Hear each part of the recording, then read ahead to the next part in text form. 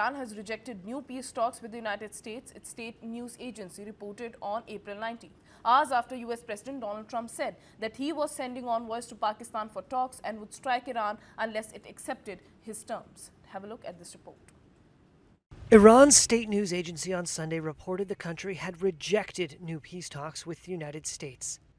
The rejection came hours after U.S. President Donald Trump said he was sending envoys to Pakistan for talks and would strike Iran unless it accepted his terms.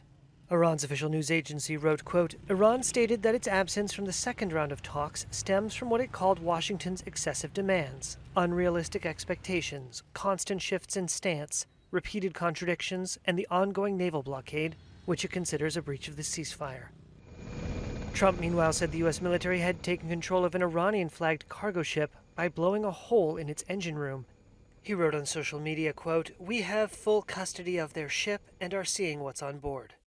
The United States has kept a blockade of Iranian ports in place, while Iran has lifted and then reimposed its own blockade of marine traffic through the Strait of Hormuz.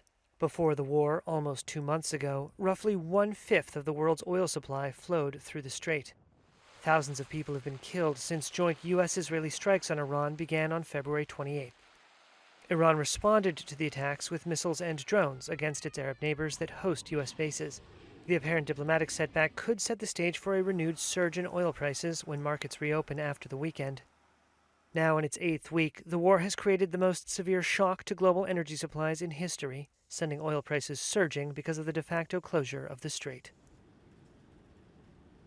Meanwhile, Iran has said that its participation in the next round of negotiation in Islamabad will depend on the United States lifting its naval blockade on Iranian ports. According to a well-informed source, the position has also been reiterated by Iran's ambassador to Pakistan. The Pakistani Foreign Minister and Prime Minister have both spoken to Iran's President and Foreign Minister in an effort to secure Iran's participation in the talks. The Supreme National Security Council in Tehran also met to decide on the matter. However, Iranian officials remain skeptical about the process, expressing concern that the negotiations may not deliver the outcome that they are seeking. They fear that even if talks continue for months, sanctions may not be lifted and frozen Iranian assets may remain inaccessible. There are also concerns in Tehran that the process could be a deception with references to earlier rounds of negotiation that were followed by escalation involving Israeli and US-linked military action.